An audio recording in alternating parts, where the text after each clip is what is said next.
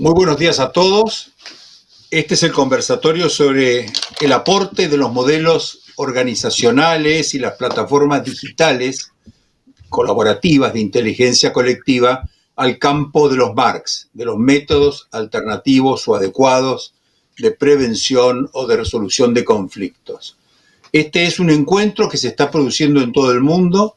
Todos ustedes han trabajado ya con inteligencia artificial, conocen los modelos, los han visto utilizar sobre todo en el arbitraje. Esto ya está regulado en la Comunidad Europea, en Estados Unidos hay muchos avances, y en la Argentina estas plataformas no han entrado en un contacto muy profundo con los procesos de mediación, pero son utilizadas de un modo corriente. Muchísimos procesos de este tipo, sobre todo en los que han tenido que ver con el desarrollo de los urbanísticos, con conflictos de recursos naturales, las industrias extractivas. Nosotros vamos a tratar de aportarle desde la perspectiva de un grupo de profesionales que estamos incluidos en una de las redes más importantes de inteligencia colectiva basada en plataformas digitales, se llama Resetear. Hay muchas plataformas de este tipo, está creciendo, es una actividad que después del COVID se ha potenciado y que me parece que es muy importante que ustedes la conozcan e interactúen. Va a ser una intervención que procuraremos sea muy acotada, muy concentrada, porque necesitaremos preguntas. Venimos a exponer, pero también venimos a alimentarnos del feedback que pueden incorporar todos ustedes, profesionales en Argentina, en la región o en el mundo, están en estos campos de los conflictos complejos, en los cuales el aporte desde la perspectiva de este tipo de plataformas colaborativas de inteligencia colectiva me parece imprescindible. Nosotros vamos a tratar sobre todo de conectar con el propósito de este congreso, que son 4 centrales, hay muchos propósitos, pero formalmente son contribuir a enriquecer este espacio de intercambio, de aprendizaje colectivo, interactivo, vivencial. Vamos a tratar de incentivar la promoción de la incorporación de las tecnologías de la informática para favorecer el proceso. Vamos a seguramente estas plataformas a generar insumos, a mejorar los diagnósticos, a perfeccionar los procesos de consulta, resolver lo más importante que es la representación en los procesos multiparte. La representación se ha hecho añicos en todos los planos, político, las organizaciones más prestigiosas sufren el problema de representación y estas plataformas vienen precisamente a intervenir en procesos de incorporación de stakeholders que no pasan necesariamente por formas de representación, ni las tradicionales ni las nuevas. Yo les voy a los profesionales que van a... Uno de ellos va a ser una brevísima semblanza de quién es. Todos tienen vasta experiencia en el trabajo en redes, en el trabajo con empresas y en el trabajo con organizaciones sociales. Son gente que se ha incorporado a resetear, como yo mismo, muy humildemente, cada cual de perspectiva, contribuyendo a esta generación de la inteligencia colectiva por disposición de quienes trabajan en este campo. Le voy a dar yo la palabra, en primer lugar, a Daniela Alerbón. Ella se va a hacer su propia presentación muy breve para que la conozcan. Tiene una vasta experiencia en estos temas y les va a explicar un poco por qué resetear, por qué estas plataformas, que hay varias, que están todas en pleno funcionamiento en la Argentina. Daniela. Hola Enrique, muchas gracias. ¿Qué tal? Buenos días a todos y todas. Mi nombre es Daniela Alerbón, yo soy licenciada en Economía, con una trayectoria en gestión cultural en el ámbito público y el privado, con más de 12 años de trabajo tanto en el Ministerio de Cultura de la Nación como en el Ente Nacional de Comunicaciones y actualmente coordinando un área de investigación y desarrollo. Y he pasado por varias organizaciones sociales, he sido vocal del Consejo Nacional de las Mujeres, vicepresidenta de Alianza Internacional de Editores Independientes y miembro de la Red de Responsables de Políticas de Lectura de UNESCO. Así que un poco, además de muchas otras organizaciones, y mi rol hoy es contarles en concreto cómo surge Resetear, qué es lo que estamos buscando hacer y qué es lo que estamos aprendiendo entre todos. Resetear tiene un currículum muy cortito porque nace con la pandemia, nace a fines de marzo de un grupo de personas que en su mayoría no nos conocíamos entre nosotros. O sea, a Enrique, a Natalia, a Rubén, yo la conocía solamente a Maya, digamos, nos conocimos concretamente a través de una convocatoria de un boca a boca, donde un grupo de personas, como entiendo que este y muchos otros, ante la emergencia, la situación de emergencia extraordinaria de la pandemia del COVID-19, básicamente quería juntarse para hacer algo, pero hacer algo concreto, digamos, más allá de sufrirlo y quejarnos, ¿no? Y en esa búsqueda nos encontramos en una serie de grupos de WhatsApp temáticos, entre los cuales empezó a surgir, pensando en propuestas concretas, una identidad común y una manera de trabajar muy ágil. En concreto, nosotros nos empezamos a agrupar en uno de los grupos que se llamaba Distanciamiento Físico, y en este grupo empezaron a surgir una serie de iniciativas que tuvieron repercusión real y concreta en la prensa, en gobiernos locales, gobiernos nacionales, el gobierno nacional, en la ciudad de Buenos Aires, en Mendoza, y vimos cómo estas propuestas iban calando e iban teniendo repercusión, y eso nos retroalimentó para empezar a pensar que teníamos que trascender esta pandemia y teníamos que también pensarnos a nosotros mismos más allá de esta emergencia, en términos de, bueno, cómo servir para resetear, para repensar algunas cuestiones y problemas que existían previamente, pero que esta pandemia había agudizado, que no solamente tienen que ver con el desarrollo económico, cuestiones de salud, sino con el desarrollo entendido de forma integral y holística. Entonces, en este contexto que les comento es donde surge esta red digamos, que se propone en un primer momento, sobre todo, trabajar en 4 ejes, potenciando lo que entendemos que venimos aportando. En estos ejes que les comentaba está la elaboración de propuestas y acciones muy concretas. Después les voy a dar algunos ejemplos que probablemente hayan leído en algunos medios. Potenciar la participación de otras redes y digamos, fortalecer otras redes, potenciar las iniciativas ya existentes que nos parezcan valiosas y incidir en la agenda pública. Creemos que estos 4 ejes de acción son fundamentales y son los que un poco nos dan identidad y los que ponen el foco en lo que realmente podemos hacer. En este grupo hay una mezcla de profesionales, empresarios, empresarias, médicos, médicas. Hay una diversidad grande, y lo que tratamos de hacer justamente es, en esa diversidad, validar lo que proponemos, buscando siempre expertos que conozcan el tema. Entre los valores que nos impulsan está, digamos, yo diría que el principal es la colaboración, la empatía, la inclusión, la integridad, la equidad. Son todos valores que para nosotros son fundamentales y queremos promoverlos y no perderlos de vista, que no sean una serie de cuestiones que se pongan a un lado como deseos y se dejen. En definitiva, creemos que digamos, apostamos a la inteligencia colectiva y creemos que es la que provee de soluciones para problemas complejos, y entendemos que las nuevas tecnologías son la manera, digamos, son una manera de potenciarla, básicamente, porque lo que nos está brindando en este momento es la posibilidad de generar nuevas solidaridades y una escala que no hubiéramos alcanzado de otra manera, de forma analógica, básicamente. Pero la tecnología es un medio y no es un fin en sí mismo. Y en esto lo reconocemos porque, digamos, lo que nos une es una manera de trabajar en forma ágil, en forma descentralizada, pero, digamos, con mecanismos de resolución de conflictos y de tomas de decisión descentralizado, poniendo el foco en la experimentación y en la implementación ágil, pero en definitiva la tecnología acá viene a a ayudarnos a que esto pueda suceder. Y en definitiva, les quería, para redondear la presentación, comentarles cómo estamos trabajando en concreto y qué tipo de proyectos generamos. Nosotros estamos trabajando a partir de olones temáticos.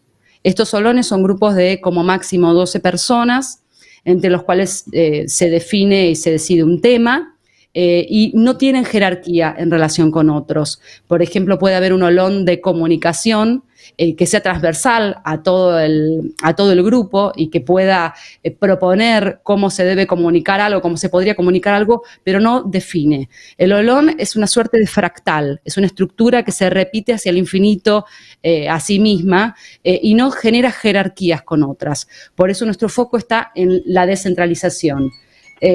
Y en este punto quería comentarles algunas de las cuestiones que hemos generado, como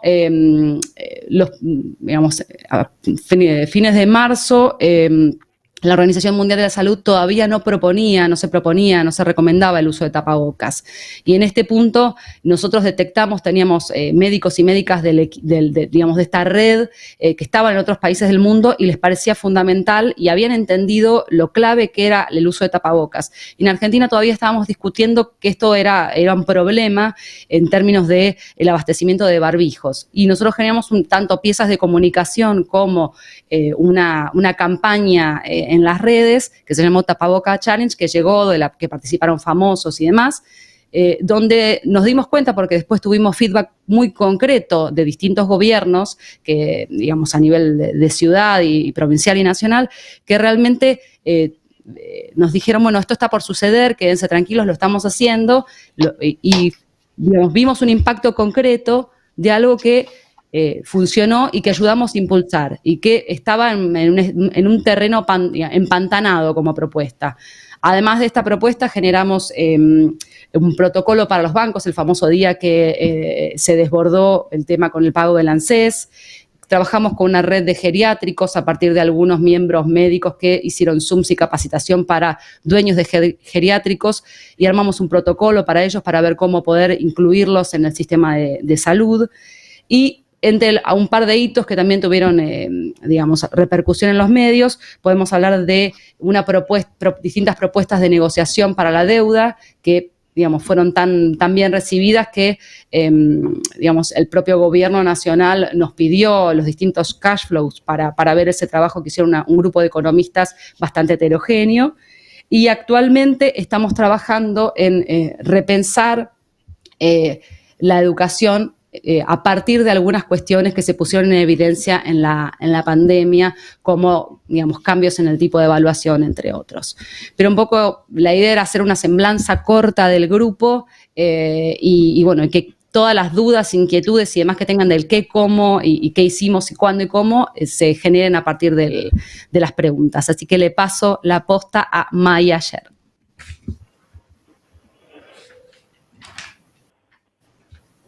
Gracias, Dani y Enrique. Un placer estar con todos ustedes. Gracias por la invitación.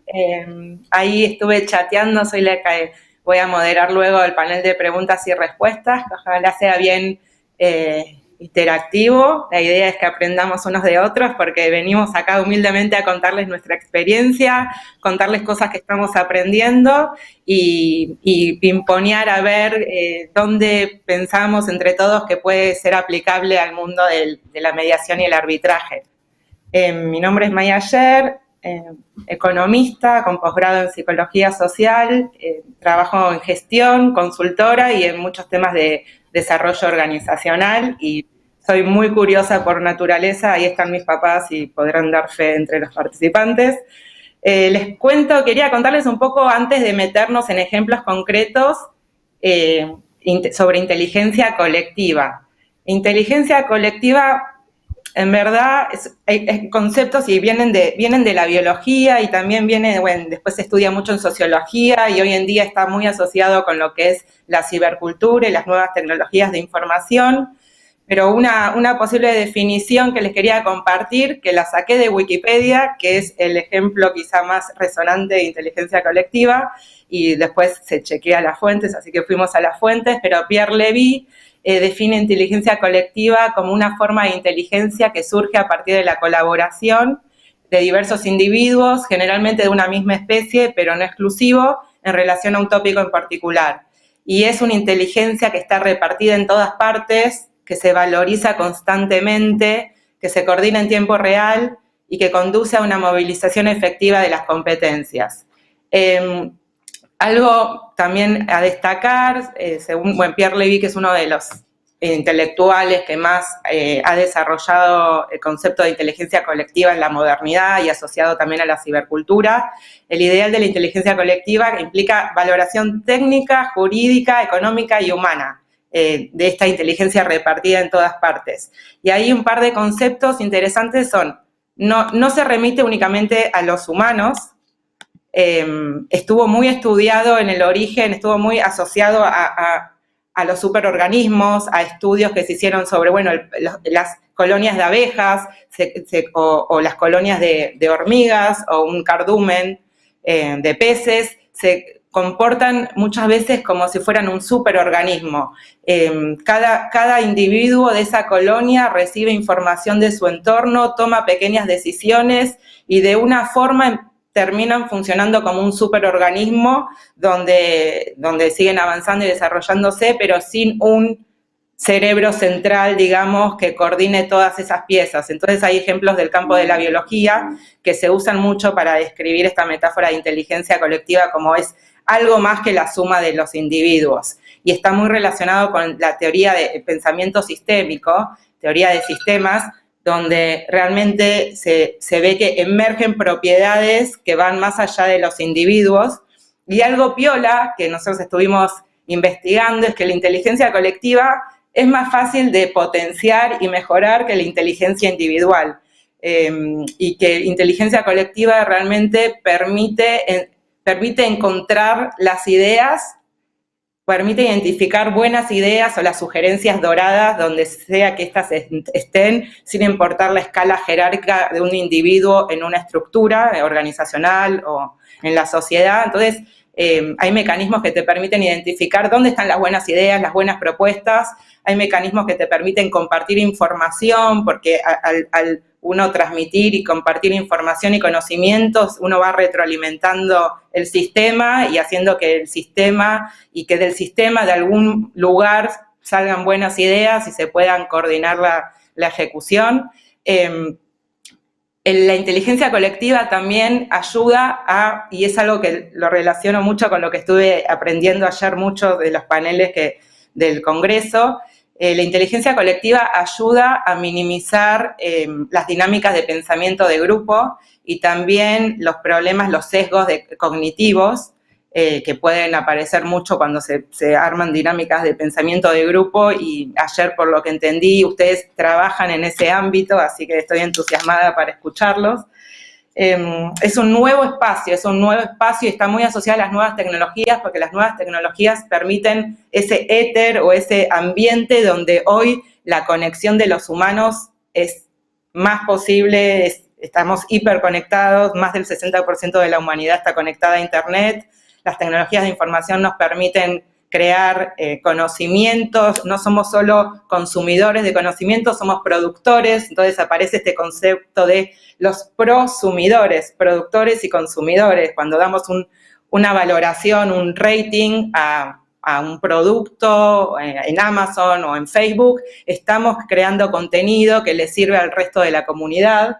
Y así que creo... No quiero profundizar demasiado más, pero es un campo súper interesante. Hay mucho material, hay material actual, hay material que viene de la biología, sociología, pero hay mucho relacionado a la cibercultura y a cómo potenciar la inteligencia colectiva, que nuevamente creemos que es una forma más, no la única, una forma más de poder encarar los grandes problemas complejos e interconectados de la humanidad, que realmente necesitan de que podamos identificar las buenas soluciones y las buenas ideas donde sea que éstas surjan, y romper un poco con estructuras jerárquicas tradicionales de toma de decisión. Quería mencionar brevemente el ejemplo de Wikipedia. Wikipedia es por ahí el ejemplo más conocido hoy en día de inteligencia colectiva. Wikipedia, hablé con Luli Ferrante, que es una colaboradora de Wikimedia, la fundación del movimiento de Wikimedia en Argentina, y fue muy generosamente nos compartió la experiencia, porque nosotros tomamos todo esto como input para resetear, porque sobre cómo nos organizamos nosotros también, nos interesan estos temas realmente. Wikipedia, por ejemplo, es el mayor activo de Wikipedia es la comunidad de editores, y es libre, cualquiera puede ser editor, como en Resetear, cualquiera puede participar, que tenga entusiasmo y ganas de colaborar. Las decisiones se toman de forma democrática, abiertas por votos, no es anónimo, la gente puede abstenerse, votar y comentar por qué, votar sí o no y comentar. Ninguna publicación se censura antes de ser publicada. En todo caso, una vez publicada, se ven en los diferentes foros temáticos si hay algo que no corresponde a esa publicación, se debate y luego se decide en conjunto si se edita o no. Hay algunos roles designados que los designa la misma comunidad, el rol del bibliotecario, que tiene más potestad para hacer ciertas cosas como borrar o bloquear, pero ese rol se lo entrega a la comunidad, al bibliotecario, y también como se lo entrega, se lo puede quitar. Y después, por último, tienen algo interesante, tienen algunas, reglas internas de funcionamiento, claro, y en estas reglas internas también, en Wikipedia en particular, importa mucho lo que son las reglas de edición enciclopédica, y si no hay muchas otras reglas en Wikipedia más que atenerse a las reglas de edición enciclopédica, que requiere un punto de vista neutral, documentar referencias, no autopromocionarse. Bueno, ese sería el ejemplo quizá con más tiempo en existencia en lo que es Internet, y que realmente es un gran experimento de conocimiento libre y desarrollado por una comunidad que trabaja y opera en un modo de inteligencia colectiva. Los dejo acá. Muchas gracias. Ahora después retomamos en la discusión el pimponeo de preguntas y respuestas, y paso la palabra a Rubén. Gracias, Maya. Mi nombre es Rubén Altman, soy licenciado en Ciencias de la Computación, de toda mi carrera profesional desarrollando software y emprendimientos tecnológicos, y desde ahí es que quería contarles algunos ejemplos que hay en mi industria de tal inteligencia colectiva, que quizás son interesantes para que vean y vean cómo se puede extrapolar al mundo de las por contarles el tema en el cual trabajé los últimos días, a mí me apasiona, que es Bitcoin y la tecnología blockchain. Han escuchado hablar quizás de Bitcoin como, en los diarios en general por una cuestión de criptomonedas y precios. Para mí, lo más importante de esta tecnología es que nace con la idea de ser el primer mecanismo de transferencia de valor descentralizado. Esto quiere decir que, a diferencia de los tradicionales, en donde yo por ejemplo hacer un pago con Visa y hago la transacción con la tarjeta de crédito, y la entidad central, que es la que valida si esa transacción es correcta o no, en esta red yo lo que hago es genero una transacción, se la envío a todos los participantes de la red, y cada uno de los participantes de la red es el que valida si esa transacción que todos preestablecimos de funcionamiento o no. Si todos están de acuerdo en que esa transacción sigue las reglas de funcionamiento, esa transacción es válida y yo puedo transferir. Si no, es directamente esa transacción es ignorada. Entonces, para que algo sea válido, los 10.000 miembros de la red tienen que haber validado y estar de acuerdo con esas reglas, en lo que llama las reglas de consenso. Este experimento, es un experimento para mí socioeconómico masivo, nació en el 2008 a partir de alguien que está claro que partió a partir de un autor anónimo en el 2008 que tenía el seudónimo de Satoshi Nakamoto. Hoy en día, 12 años, Nakamoto desapareció del mapa, no se sabe quién es.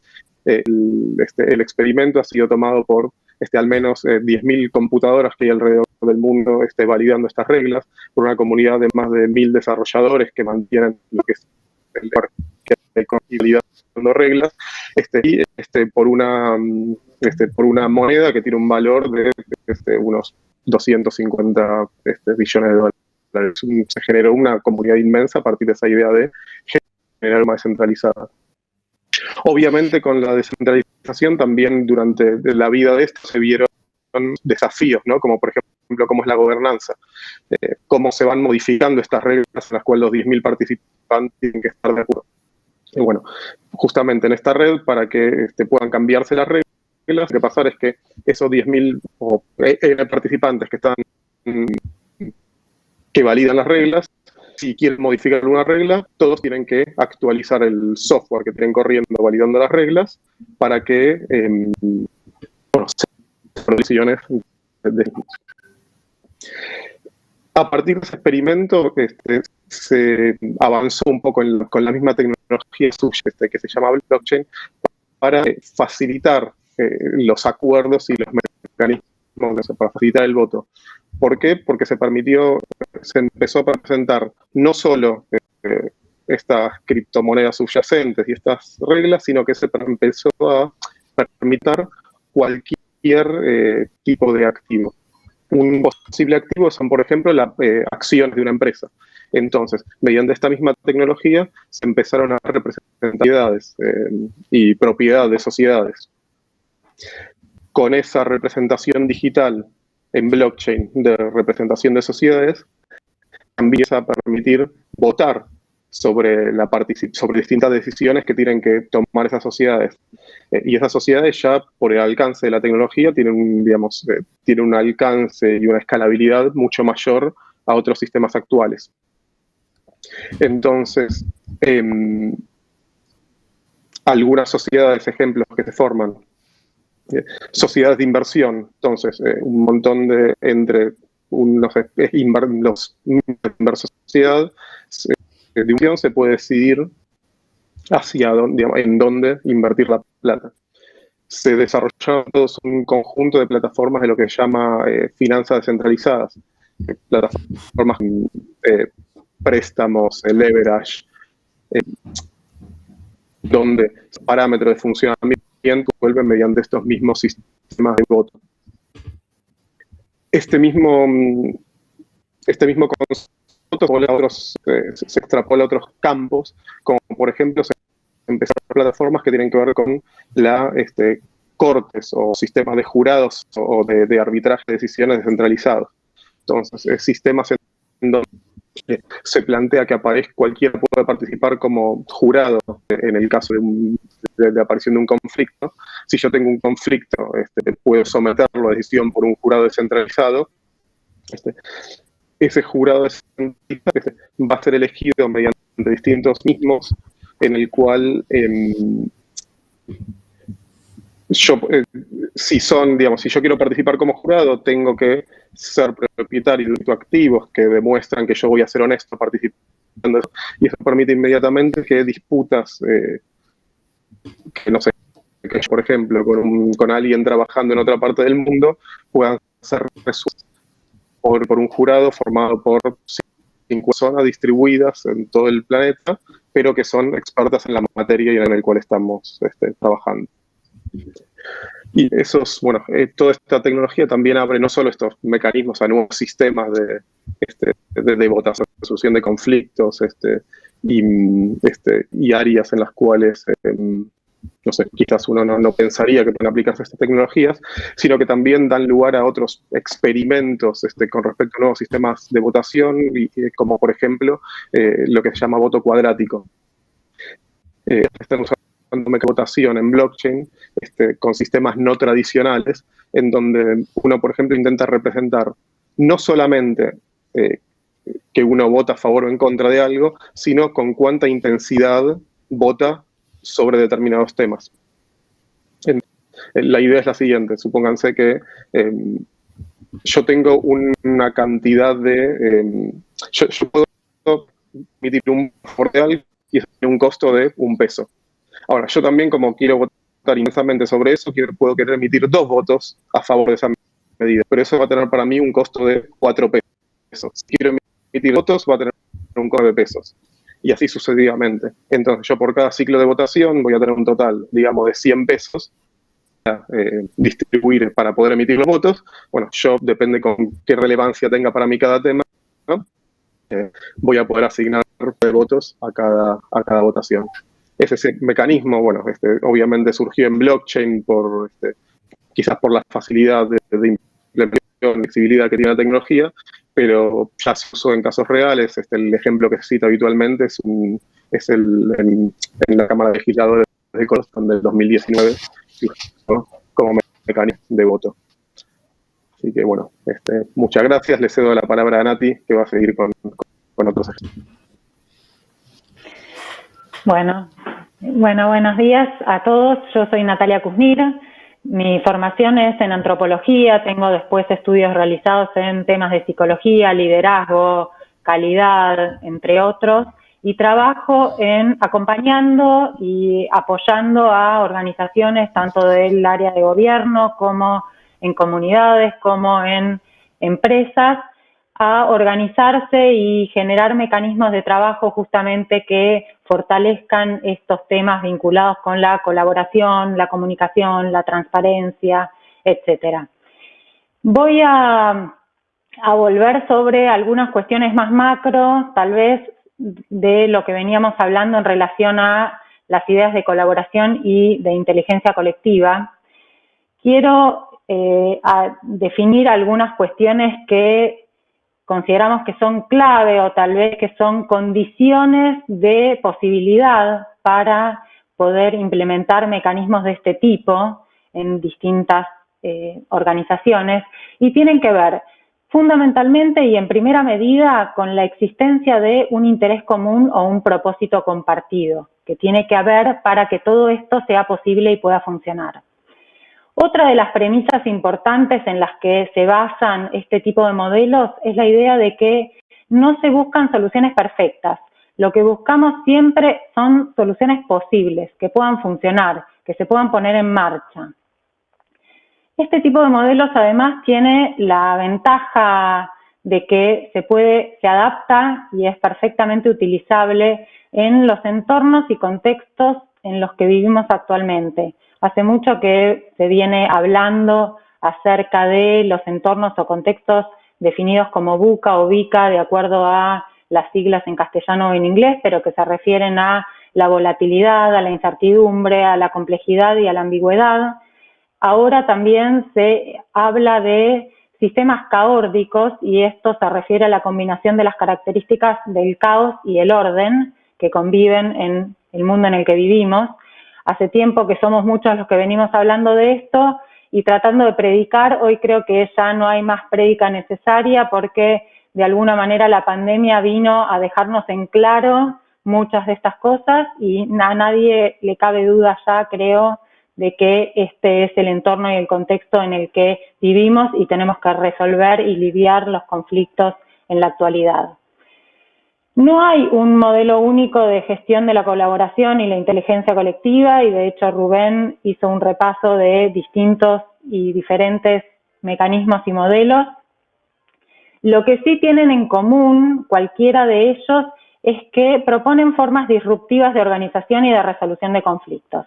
En cualquiera de los casos, todos estos modelos vienen a romper, como ya mencionaron todos los que me antecedieron en esta presentación, vienen a romper los esquemas de organización jerárquico, los modelos de representación, los sistemas de elección a través de mecanismos de tipo estadístico, donde las elecciones funcionan con una lógica de mayorías, y cambian la lógica de la ecuación de suma cero por otra de ganar-ganar en términos de lo que hace a la resolución de conflictos. Hay un montón de ejemplos y modelos que a lo mejor, si surgen preguntas en relación a esto, en la parte que sigue podemos desarrollar con más profundidad acerca de ejemplos de organizaciones que vienen implementando este tipo de mecanismos. En algunos casos, estos mecanismos se vienen implementando a gran escala, a nivel de toda la organización, como modelos de organización. En otros casos, este tipo de mecanismos se utilizan para la resolución de conflictos puntuales o para la implementación de proyectos específicos en marcos de organizaciones que no lo tienen implementado a nivel global o general. Nosotros desde Resetear estamos haciendo nuestra propia experiencia de aprendizaje a través de la prueba y el error y venimos haciendo el ensayo de utilizar algunos de estos modelos. Una de las referencias o de los modelos que tomamos como referencia para nuestro propio funcionamiento interno y que tal vez es el modelo más conocido en este campo es el de la sociocracia. Hay ejemplos que se pueden conocer a través de Sociocracy for All, Sociocracia Práctica, Holocracia. En cualquier caso, este tipo de modelo lo que nos permite a nosotros en Resetear es el tratamiento de temas mediante una lógica que nos asegura que es escuchada la voz de cada uno de los miembros dentro de los grupos. Nos permite el manejo de objeciones, nos permite el acceso a la información por parte de todos los miembros de cada uno de los grupos y además asegura mecanismos mediante los cuales aprendemos permanentemente, nos nutrimos de la información tanto del entorno y del contexto como de los resultados que nuestras propias acciones generan en el contexto. Otro de los modelos probablemente menos conocido que el de sociocracia y que nosotros estamos implementando desde Resetear también es el de Café Mundial. Café Mundial es un movimiento global que apoya conversaciones que importan en contextos corporativos, en contextos gubernamentales, en contextos comunitarios. Lo que hace es rescatar el poder de la conversación y busca usarlo de manera efectiva para beneficio de todos, a través de una serie de lineamientos que lo que hace es poner las conversaciones al servicio del diálogo y el compromiso.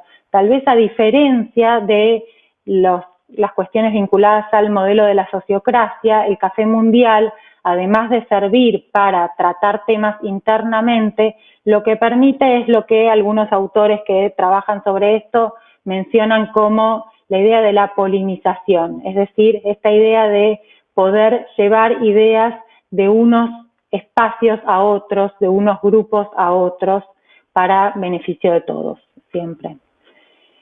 Cualquiera de estos modelos de trabajo tiene además la ventaja de que se pueden utilizar, implementar y reproducir perfectamente en entornos virtuales. Esto facilita, por un lado, la posibilidad de utilizarlo en una coyuntura como la actual, donde la pandemia hace necesaria la utilización de estos mecanismos de comunicación, pero además también facilita la posibilidad de conectar y acercar personas, grupos, identidades, comunidades que se encuentran territorial y geográficamente distantes. Quiero mencionar algunos factores que, además de ser condición necesaria para el funcionamiento de estos modelos de colaboración y de inteligencia colectiva, se ven potenciados y acrecentados a través de la implementación y la utilización de este tipo de mecanismos. Y me refiero a la empatía, a la transparencia, la rendición de cuentas, la innovación, la eficiencia, el manejo de expectativas, la honestidad, la rotación en el turno de la palabra en términos equitativos, la cuota de género o tal vez dicho en términos un poco más amplios, la diversidad de perspectivas que permite integrar la voz de grupos e identidades de minorías o de grupos oprimidos y las estructuras no jerarquizadas de organización. Antes de devolverle la palabra a Enrique para cerrar nuestra presentación y después abrir y volver con las preguntas que surjan de ustedes, quiero mencionar la idea de que no hay un mecanismo lógico, mecánico, que asegure que de la colaboración siempre y necesariamente tenga que surgir la inteligencia colectiva. Bueno, Enrique, te devuelvo la palabra. Gracias. Muchas gracias, Natalia. Nosotros hemos tratado en muy pocos minutos, sobre todo, de hablar la importancia de las nuevas tecnologías de gestión de la inteligencia colectiva y el soporte, el apoyo, la contribución que pueden hacer a la tarea de ustedes. Esto tiene que ver con un cambio fantástico que se está produciendo en el campo del derecho y de la regulación y de las reglas de la vida social. A nosotros nos encuentra justo en la trinchera más difícil, a los mediadores me refiero, y a los conciliadores y a los árbitros, está caducando una forma de ver el derecho como una mezcla de control social, una adjudicación autoritativa de derechos o de obligaciones, y está llegando una nueva función del derecho que siempre tuvo el derecho antes del siglo XVIII, siglo XIX, antes de la codificación, que es el que representan los Marx, los métodos adecuados de prevención y resolución de controversia. Hoy los procesos son nuestros procesos, lo que las funciones del derecho, la cooperación, la conciliación, la concertación, el compromiso y la certificación de ya no las representaciones, las expresiones de la vida colectiva, de los stakeholders. Apliquen esto al campo en que ustedes trabajen. Cualquiera de los campos de los conflictos complejos, de la mediación comunitaria. El año pasado publicamos con Diego Marx, que estará escuchándonos seguramente, un libro que publicó el Ministerio de Justicia, está en internet, sobre el estado actual de los métodos en la Argentina y la evolución posible. Y yo quiero acompañarlos a que miren esas visiones prospectivas y vean cuáles son los grandes instrumentos nuevos, lo de la cooperación, la concertación, la conciliación, el compromiso, la certificación, el aseguramiento de los compromisos. Son estos.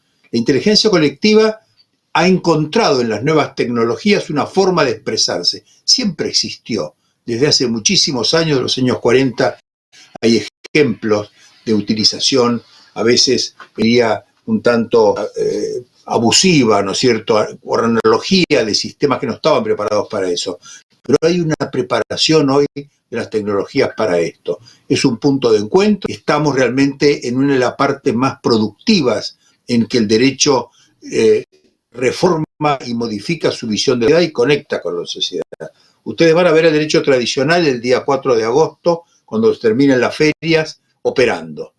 Son los embargos, son las quiebras, son los litigios, son los concursos. Es el derecho en acción que en algún momento explotó. Está viniendo el momento en el cual el derecho hay que salir al cruce, pero no con leyes de ese tipo tradicional del siglo XVIII y XIX, con esto, con concertación, con compromiso, con gestión sobre la conciliación y con el acento y la certificación de estas relaciones. Nosotros los invitamos a resetear, los invitamos a que se incorporen a estas redes, que participen, que las hagan suyas. Estamos a disposición, estamos dejando un PowerPoint que queda a disposición de todos ustedes, donde está todo esto bastante más desarrollado. Hemos usado los pocos minutos que teníamos, ahora vamos a completarlo con algunas preguntas, pero venimos a invitarlos a que participen de este gigantesco esfuerzo de modificar la forma como las reglas se comunican con la vida social. Muchas gracias a todos. Le voy a pasar a Maya Sher, que es nuestra coordinadora, para que maneje el chatting y las preguntas que sean, de las muchas que ya he visto que hay, sean más relevantes o puedan servirnos a todos, al conjunto, a ustedes y a nosotros. Gracias Enrique. Acá estoy viendo algunas de las preguntas. Hay una pregunta que hicieron sobre ejemplos concretos de este mundo de inteligencia colectiva aplicables a las Marx. Creo que ahí nos dio algunas pistas, Enrique, por dónde empezar a pimponear. Si tienen ideas, ustedes también las pueden ir escribiendo y hagamos esto entre todos, porque salvo Enrique, nosotros no somos expertos en el mundo de los métodos de mediación y arbitraje, pero ayer cuando estuvimos, les quería comentar que ayer cuando estuvimos viendo varios de los paneles durante el día, se nos fueron ocurriendo y ayer a la tarde pimponeamos, y nosotros tenemos quizá un par de hipótesis sobre dónde vemos que hay aplicabilidad concreta. Uno es que pensamos que sobre todo las plataformas digitales que permiten dinámicas de inteligencia colectiva, permiten una participación de la sociedad civil a mucha mayor escala de lo que antes era posible. Entonces, foros digitales, los canales de trabajo digitales como WhatsApp, Slack, pero incluso el ejemplo que contó Natalia de Café Mundial, son ejemplos donde uno puede generar a gran escala conversaciones significativas. ¿Por qué eso es importante? Porque creo en el mundo de las Marx en particular, escuché ayer varias veces que una posible forma de bajar las tensiones en los conflictos es generar confianza y generar empatía y entender las posiciones de todo el mundo. Entonces, a través de estas plataformas, uno puede llegar a darle la voz a mucha gente y que quede registrado y a partir de ahí generar también confianza, empatía y mayor entendimiento de los conflictos. Eso es un ejemplo que me viene a la mente. La otra hipótesis que dijimos, bueno, no solo que las plataformas y el concepto de inteligencia colectiva, donde la voz de todos es importante y valiosa, nos ayudan a mayor participación, sino que también en el caso donde hay representantes, nos ayuda a tener mayor transparencia y control de lo que hacen nuestros representantes con el mandato que les entregamos. Entonces, nos imaginamos las reuniones de los representantes que estén grabadas virtualmente y accesibles a quien quiera, que después se quede un registro de repente en blockchain de las definiciones y los acuerdos y las responsabilidades que va asumiendo el representante, cosa que luego también los representados puedan transparentemente ver qué ha hecho el representante en su nombre. Esos son algunos de los ejemplos o hipótesis que pensamos que tiene aplicabilidad concreta al mundo de las Marx. Liliana era quien había preguntado sobre estos ejemplos más concretos. Alguien hizo una pregunta a Natalia sobre cuando vos mencionaste la sociocracia o modelos de toma de decisión sociocráticos o modelos de organización diferentes, si son modelos interoperables con otros modelos. Ahí, Natalia, ¿querés comentar? Algo respondí en el chat mismo, pero aprovecho a tomar la palabra para mencionar esto y algunas de las cosas que venían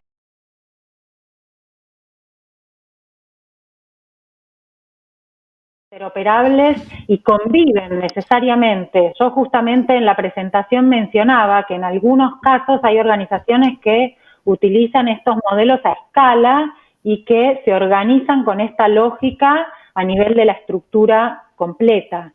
Pero también existen casos en donde dentro de organizaciones que tienen lógicas de estructura y modelos de organización con otra lógica y con otro fundamento, utilizan este tipo de modelos para resolver problemas particulares, para implementar proyectos específicos y perfectamente pueden convivir. De hecho, creo que estamos en un momento histórico de transición en donde necesariamente, y creo que a ustedes les ocurre esto en el campo del trabajo que tienen, al que se dedican, conviven permanentemente distintas lógicas y es necesario que las podamos integrar y que podamos utilizar todas las que más sirva en cada circunstancia. Me parece que parte de la lógica de la inteligencia colectiva también radica en eso, ¿no? Como en utilizar lo que sirva en cada momento. Y por eso decía yo al principio de mi presentación que buscamos la lógica de lo que sea posible y lo que funcione y no lo perfecto y lo óptimo.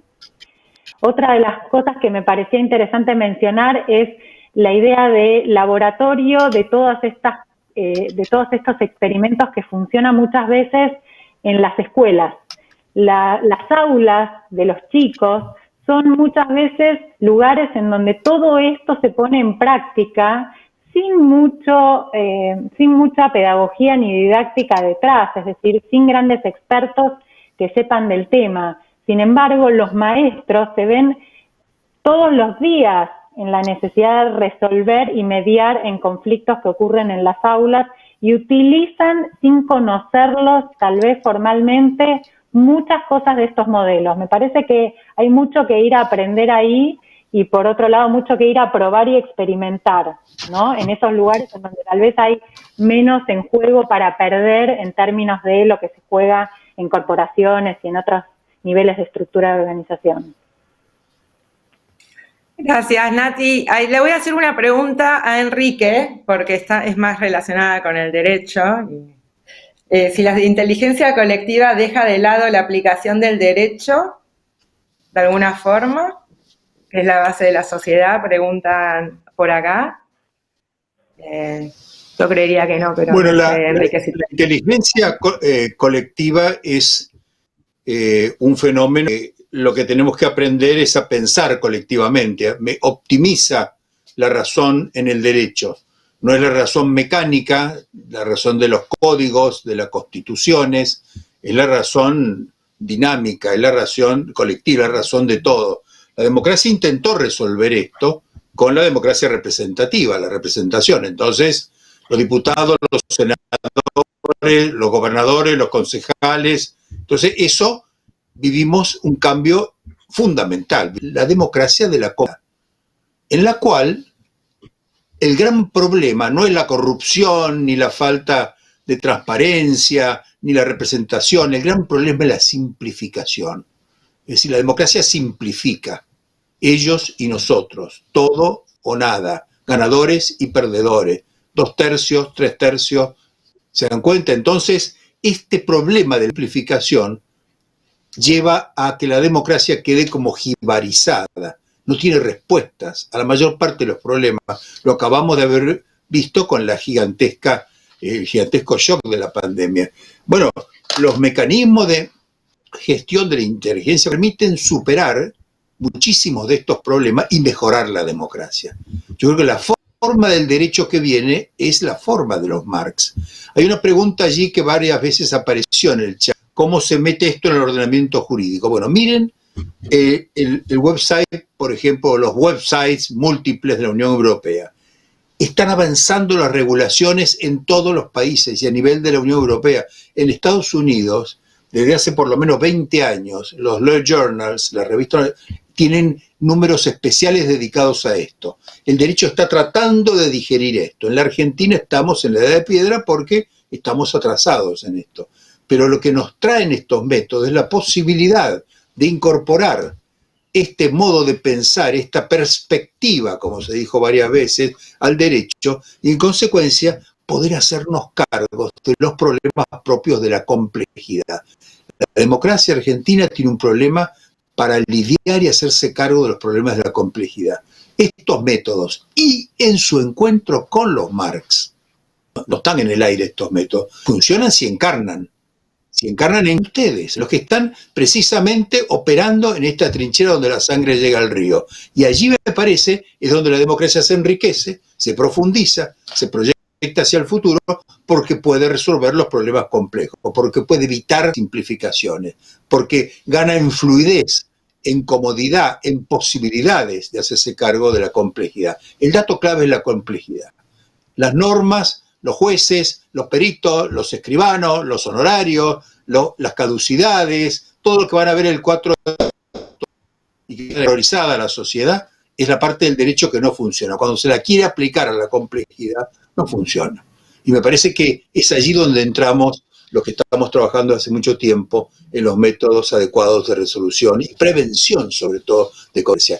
Y estos instrumentos nos habilitan, nos empoderan, nos llenan de posibilidades. Si sabemos encontrarlos, si sabemos dialogar, si sabemos hacernos cargo de ellos, porque el primer reflejo cuando vienen estas cosas es decir, eso no existe. Es tomar distancia, es establecer crítica. La crisis, ante todo, se ve como un riesgo, no como una oportunidad. Esta es una gran oportunidad. Gracias, Enrique. Ahí vi que hicieron una pregunta sobre la protección de datos y privacidad, pero fue contestada por chat. No sé si Rubén o Nati quieren hacer algún comentario adicional sobre eso, si no paso a la próxima pregunta. No, simplemente está buena la mención y es un tema que es importante y que es tenido en cuenta y es considerado dentro de la lógica de desarrollo de código abierto, ¿no? Es una de las cuestiones sobre las que se trabaja y me parece que es central tenerlo en el radar. Sí, yo ahí comentaba por el chat, hay votaciones, estos mecanismos se pueden usar en situaciones en donde no hay necesidad de un voto anónimo, porque todavía los medios digitales no permiten crear la anonimicidad del voto, entonces hay situaciones donde sí pueden usarse y situaciones en donde no. Bien, y ahí Mecho, Rubén, hicieron una pregunta sobre experimentos que están dando vueltas sobre mediación. Si conocemos alguno en particular. Vos mencionaste el caso de Cleros, como que es más de crowd jury, de jurados anónimos, resolución de disputas, pero no sé si conocés algo relacionado más con mediación o resolución de controversias que se esté experimentando. A ver, estos casos, digamos, yo comenté el caso de Leros, que ahí puse el link por mail, que ya es el caso de ya es el crossing de la resolución de disputas. En cuanto a la previa, ¿no? Que sería, no sé, cómo se hace para cómo se hace para acuerdos, digamos, antes de que llegue el caso de disputa. Los ejemplos que se me ocurren tienen que ver con el código open, ¿no? En el mundo del desarrollo de software, en donde hay distintos protocolos que se siguen justamente para cuando yo quiero introducir cambios a un código que está funcionando. ¿Cuál es el protocolo que tiene que seguir unidad para aceptar o rechazar cambios propuestos? Entonces, la comunidad propios, digamos, sus propios protocolos. Vos, Maya, comentabas antes el caso de Wikipedia, que tiene sus distintos procedimientos. En el cambio en los casos del código, depende, por ejemplo, de cada, depende de cada proyecto puede especificar su propio, pero en líneas generales siempre hay una instancia de discusión en donde uno propone cambios, esos cambios en distintos foros o listas de mails. Hay instancias y se usan plataformas colaborativas, como puede ser el caso de que en el código de software pueden haber escuchado hablar de GitHub. En el caso de, por ejemplo, no sé, Google Docs o otras plataformas que permiten editar en conjunto documentos, y sobre eso se va trabajando en conjunto hasta que finalmente llega a una instancia en donde hay que tomar alguna decisión y decir que ¿no? Una propuesta. Y ahí ya se va a las instancias de... Muchas gracias, Rubén. Gracias. Había otra pregunta. No, quería retomar, a Daniela porque Daniela tiene la misma opinión. Adriana Boeck, creo que es de Brasil, porque habla en portuñol. ¿Cómo ampliar el acceso a los medios digitales si la conexión es cara? Y antes de dejarle, quería mencionar de que esta es una problemática y también es una problemática particular en Latinoamérica, quizá más que en otras regiones. No estamos tratando de decir que todo tiene que pasar por lo digital, sino que esta es otra propuesta y ojalá que cada vez haya mayor acceso digital. Ahí, Dani, si querés comentar algo, porque sé que también es una preocupación tuya en general, la accesibilidad al mundo digital de toda la gente. Sí, tal cual. Bueno, la verdad que la accesibilidad en Argentina sigue siendo un problema. La red federal de fibra óptica, que es donde está la troncal de internet, digamos, le falta muchísimo realmente para llegar con calidad a todo el país, y uno tiene situaciones dentro mismo de la ciudad de San Salvador de Jujuy donde hay áreas que no es rentable dar internet.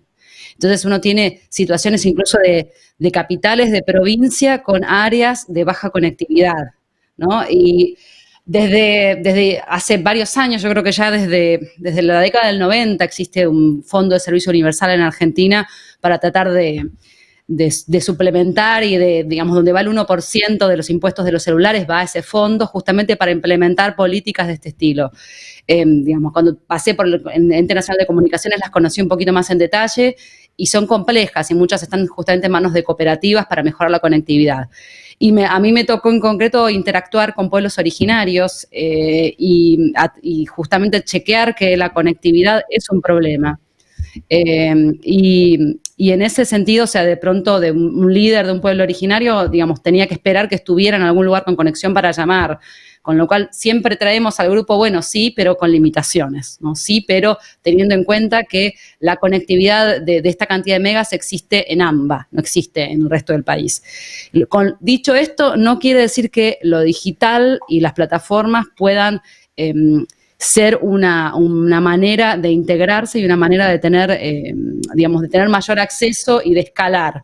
Pero bueno, me parece que se tienen que dar estas condiciones y en estas condiciones los gobiernos tienen un rol fundamental que es hacer que esta infraestructura crezca, sea efectiva y se pueda acceder desde con distintas estrategias. Pero, digamos, tenemos claro esto, digamos, no somos inocentes ni ingenuos al decir que, bueno, hoy en día todos y todas se pueden conectar al Slack ya mismo, porque hay una cuestión de velocidad de conexión, de llegada y demás, y pasa también, digamos, no solo con internet, sino también con el celular.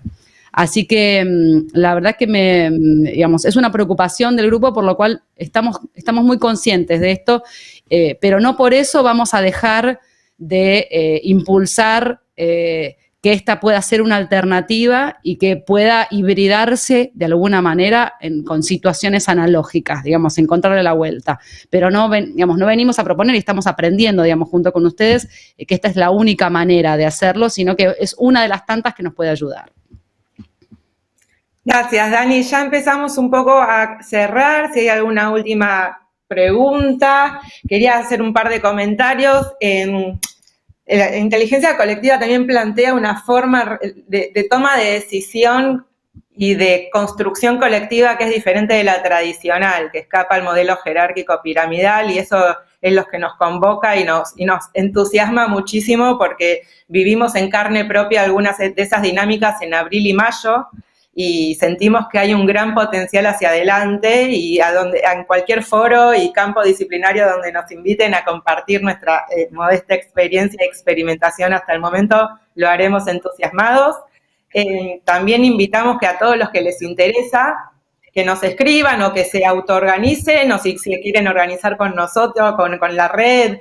La red es súper abierta, es para que todo el que tenga interés en participar, en contribuir, en colaborar sea parte, es súper libre y abierta, y estaría buenísimo que algunos entusiastas de este congreso quieran organizarse y armar un círculo, un equipo de trabajo temático relacionado a aplicabilidad en el mundo de la mediación y el arbitraje, y ahí será súper interdisciplinario porque, como ven, hay gente de todos lados, que repito, que la mayoría no nos conocíamos las caras hasta la primera reunión de Zoom que tuvimos hace un par de meses.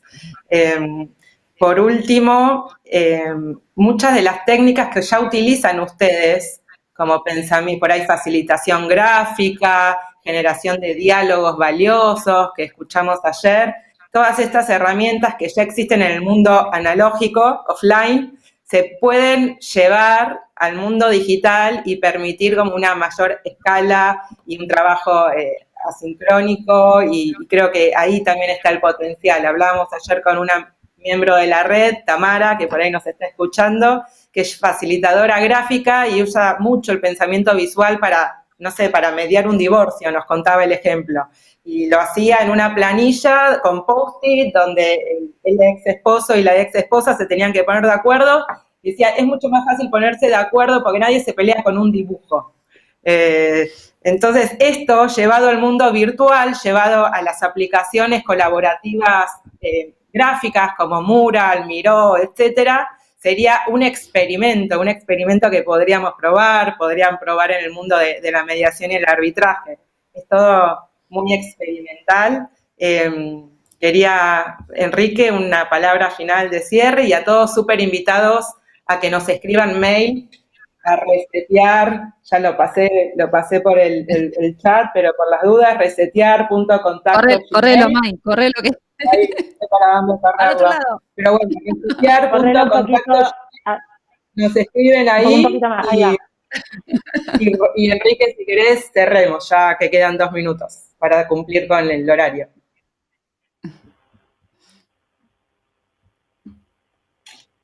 Enrique, por ahí está congelado.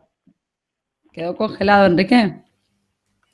Bueno. No tenemos página web todavía, tal vez vale la pena mencionarlo porque hay muchas preguntas sobre eso, pero tenemos la dirección de correo como medio de comunicación. Sí, y la plataforma que estamos usando para trabajar nosotros es WhatsApp, Slack. En Slack tenemos los canales de trabajo por los diferentes temas, educación, este congreso, temas de distancia física, etcétera, y nos organizamos por Zoom, así que todos y todas invitadísimos. Y escríbanos un mail porque todavía no tenemos la web, hasta que algún voluntario más techie quiera hacernos la web. Bueno, qué pena que quedó colgado ahí, Enrique. Bueno, gracias a todos. Muchas gracias.